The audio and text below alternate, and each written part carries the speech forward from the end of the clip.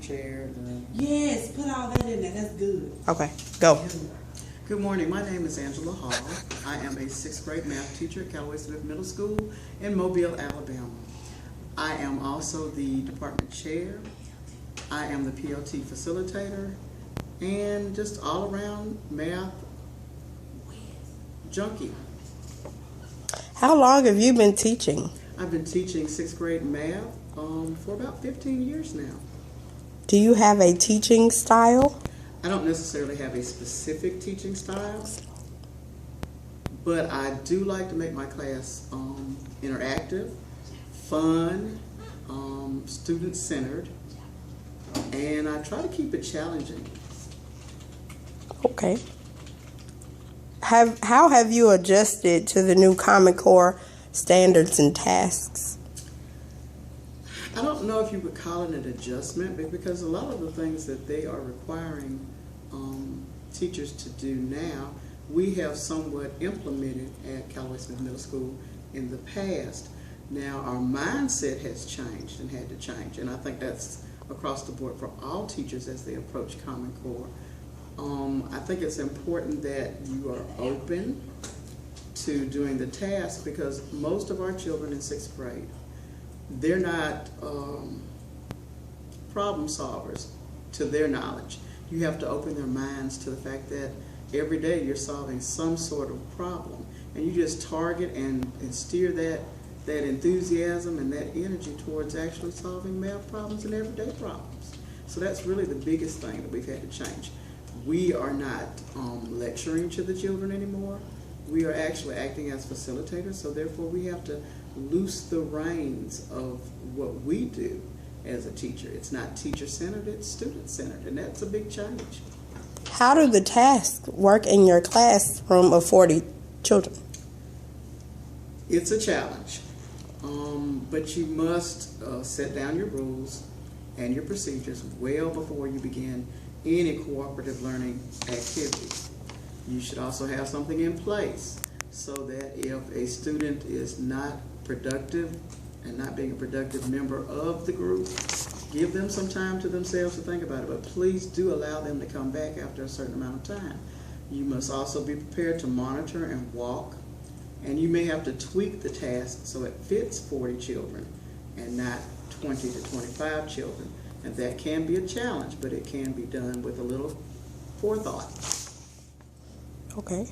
What are the advantages and disadvantages of the Common Core standards and tasks? I don't necessarily think there are any disadvantages, except that maybe we should have started like at the kindergarten level and build upon that. We're kind of throwing the kids and the instructors in the water and learning how to swim at the same time. But as an educator, you're used to being thrown in the water and fending for yourself and coming up and doing with less, the old sayings. So it's not really a disadvantage. Anything that's going to help our children be better prepared for this global world, the challenges of a global economy, competing with foreign countries. We have to be willing to change the way we think. Sometimes our educational system is not built to equip our children for what they need in the future. So it's a matter of being open-minded and open-hearted, if there is such a term. The advantages to having the Common Core, we have a lot of military children coming in and out of our school system now with parents being deployed and kids going to their grandparents to live until the deployment is over. If we're doing the same things that they're doing across the country, it makes it a lot easier, and it regulates our rigor. And that's really a big thing for some states. We're teaching all the same concepts, but are we teaching them to the same level of rigor and depth of knowledge? And that's what's really crucial. That's the advantage I feel that Common Core will bring to my children and to myself as an instructor. How do you feel about technology in the classroom? I think technology is an awesome tool. The average sixth grader was born technological, period.